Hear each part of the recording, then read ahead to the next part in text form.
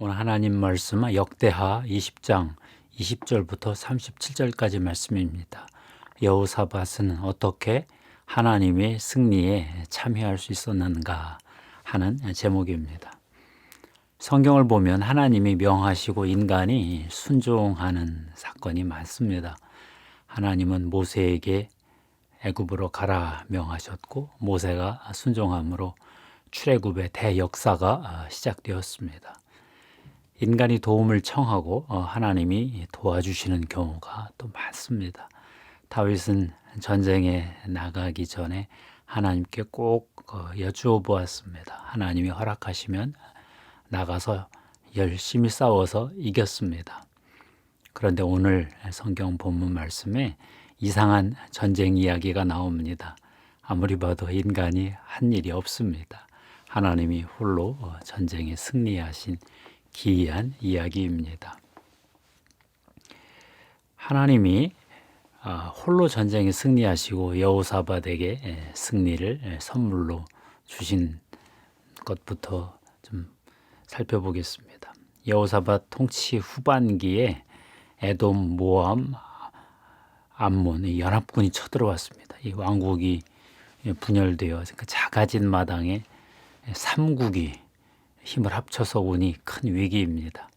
여호사밧은 두려움에 사로잡혀서 백성들에게 금식을 선포하고 간절히 기도했습니다. 하나님이여, 우리를 치러 오는 이 큰 무리를 우리가 대적할 능력이 없고 어떻게 할 줄도 알지 못하옵고 오직 주만 바라보나이다.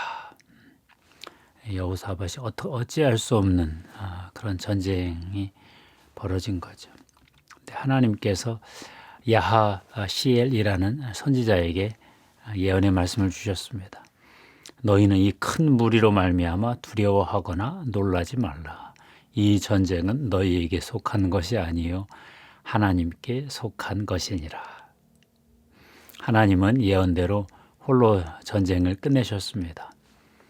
이스라엘 백성들이 찬송할 때 여호와께서 복병을 두어 유다를 치러 온 암몬 자손과 모압과 세일산 주민들을 치게 하심으로 그들이 패하였으니 곧 암몬과 모압 자손이 일어나 세일산 주민들을 쳐서 진멸하고 세일 주민들을 진멸한 후에는 그들이 서로 쳐 죽였더라.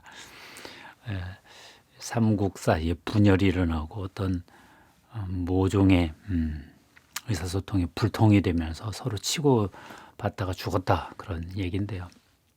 유다 군인들이 한 일은 죽은 시체를 확인하는 일밖에 없었습니다. 하나님이 스스로 전쟁을 끝내신 건데요. 여호와께서 복병을 두셨다 했는데 이 복병이 천사 천군일 것이다, 이렇게 짐작합니다. 하나님이 스스로 전쟁을 다 끝내시고 여호사밧을 들러리로 참여시킨 그런 모양새입니다.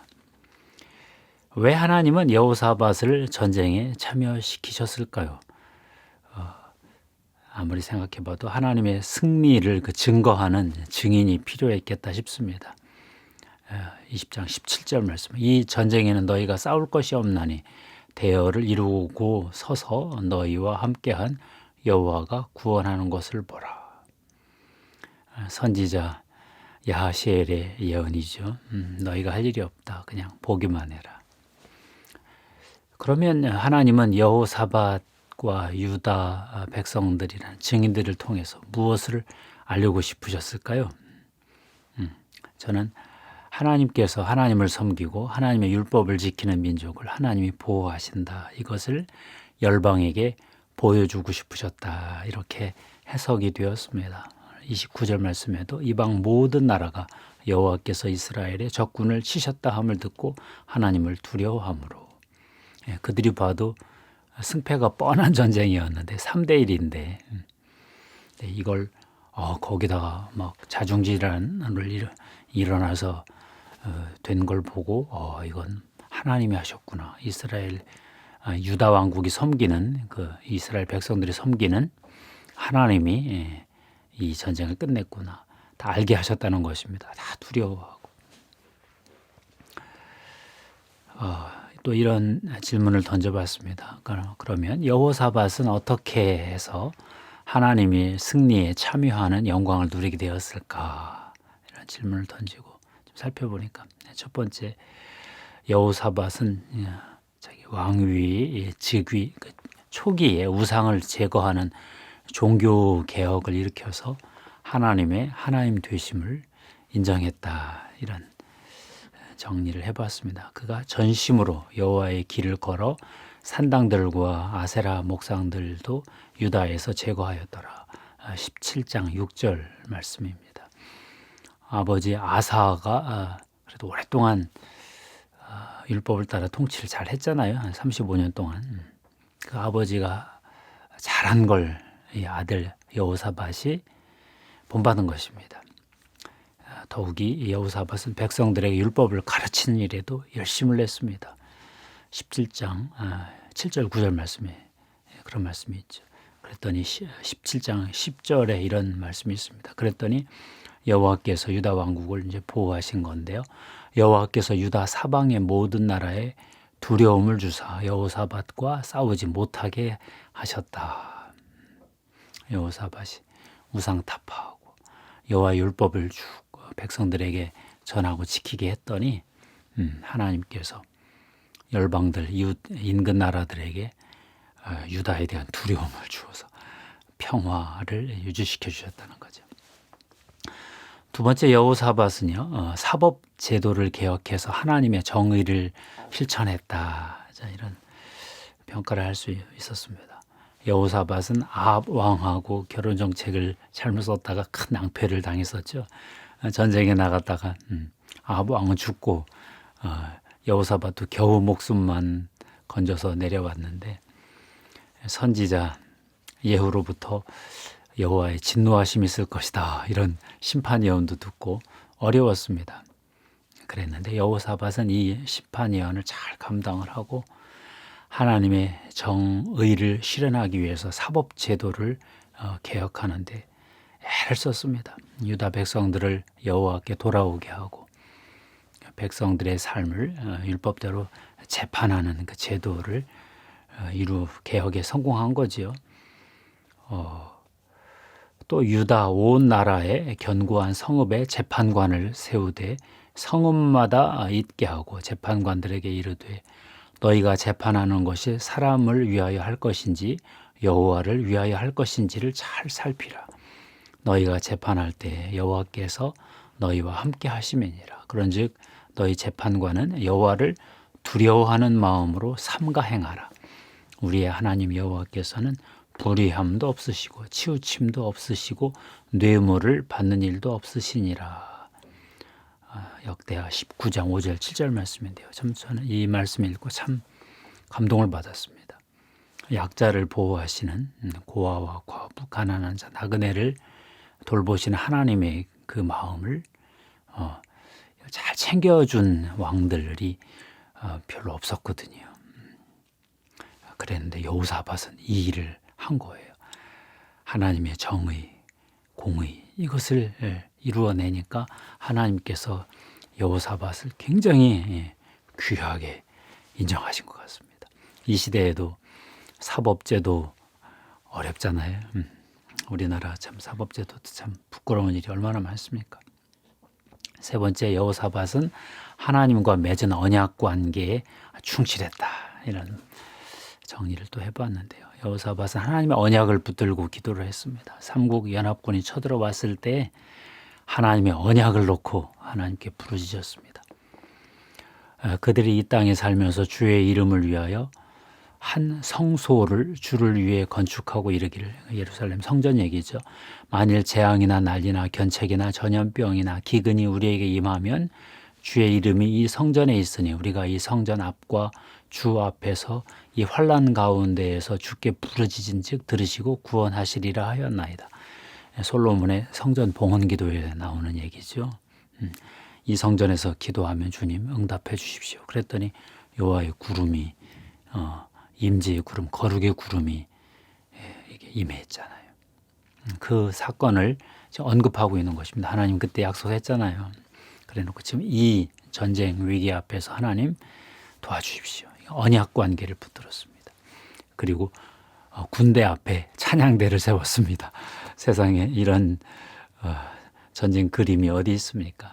이에 백성들이 아침에 일어나서 드고와 들로 나가니라. 나갈 때 여호사밧이 서서 이르되 유다와 예루살렘 주민들아 내 말을 들을지어다. 너희는 너희 하나님 여호와를 신뢰하라. 그리하면 견고히 서리라. 그의 선지자들을 신뢰하라. 그리하면 형통하리라 하고 백성과 더불어 의논하고 여호사밧은 백성들하고 의논도 했어요. 노래하는 자들을 택하여 거룩한 이복을 입히고 성가대들을 맨 앞에 세웠습니다. 찬양대를 맨 앞에 세웠습니다. 선봉에 세웠습니다. 군대 앞에서 행진하며 여호와를 찬송하여 이르기를 뭐라고 찬송했느냐면 여호와께 감사하세 그의 인자하심이 영원하도다 하게 하였더니 하나님의 인자하심, 하나님의 사랑, 하나님의 은혜 이것이 먼저다. 우리는 공로가 없다. 여호와의 은혜로 우리는 산다. 여호와의 은혜, 여호와의 언약, 여호와의 보호하심 이것으로 우리는 산다. 그렇게 막 찬송을 했어요. 20장 20절 21절 말씀이죠. 아까 말했듯이 여호와께서 홀로 승리하셨습니다. 자중질환 일으켜서 삼국을 다 멸하셨습니다. 여호와께서 승리하신 후에 여호사밧과 유다 백성들은 사흘 동안 전리품을 챙겼습니다. 그들이 한 일은 죽은 시체를 확인하고 그들로부터 전리품, 노략품들을 이렇게 얻어낸 거죠. 넷째 날 브라가 골짜기에 가서 큰 소리로 찬양 예배를 드렸습니다. 그리고 예루살렘으로 돌아와서 성전에 가서도 예배 드리면서 또 찬양했겠죠. 우리 하나님이 인류와 상관없이 홀로 하시는 일이 있습니다. 창조도 홀로 하셨죠. 예수님을 이 땅에 보내신 성육신 크리스마스 사건도 홀로 하셨죠. 오늘이 대강절 첫째 주입니다. 주님 십자가 사건도 홀로 하셨죠. 십자가 위에서 인류의 죄 문제를 해결하실 때 성부, 성자, 성령 세 분 하나님이 삼일체 하나님이 그분들끼리 해결하셨습니다. 인간들에게는 이 일을 알리신 것도 아니고요. 인간이 이런 일을 어찌 하겠어요.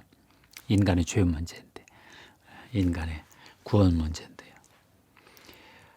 교회는 하나님이 이루신 십자가의 위대한 구속의 사역, 그걸 증인으로 참여한 것입니다. 구원받고 증인이 된 거죠. 이것이 복음입니다. 모든 종교는 인간에게 하라고 합니다. 너희들이 이만큼 하면 이런 구원을 얻을 가능성이 있다. 근데 복음은 그렇지 않습니다. 하나님이 다 이루어 놓으시고 한번 들어와서 경험해보고 내 일에 증인이 좀 되어볼 수 마음이 있냐 이렇게 우리에게 오시죠.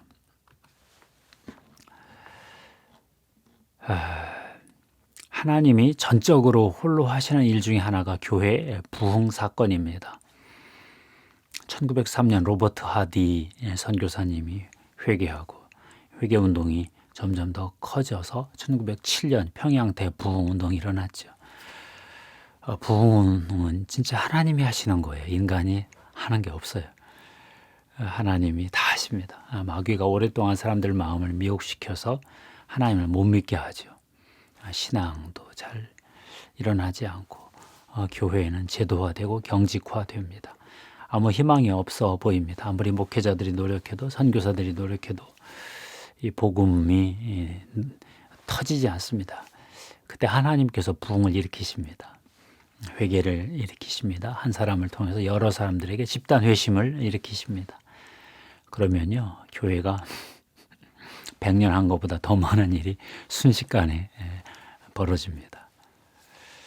어쩌면 이 코로나도 하나님이 홀로 승리하시는 전쟁이겠다 저는 그런 해석도 해봤습니다. 코로나 때문에 남한 교회들이 깨어나고 있습니다. 기도를 시작하고 있습니다. 보수 정권 때는 교회가 안일하게 잠을 자고 있었는데 진보 정권이 들어서서 교회에 약간의 핍박을 가하니까 교회가 다시 큰일 났다 싶어서 기도를 시작했습니다.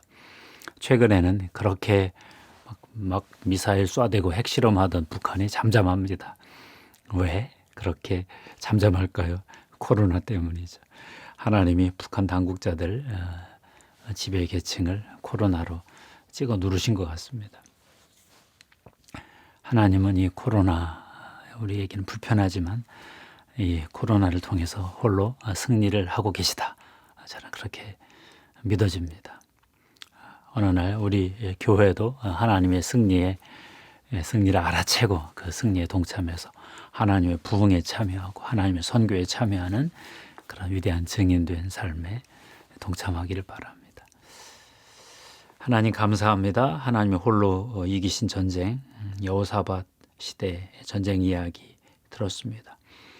하나님은 십자가에서도 홀로 승리하셨습니다. 사탄에게 완전히 한판승을 거두내셨습니다. 하나님, 우리 교회가 하나님의 승리에 참여해서 하나님의 영광을 목도하는 증인의 어떤 영광의 삶을 경험하기를 바랍니다.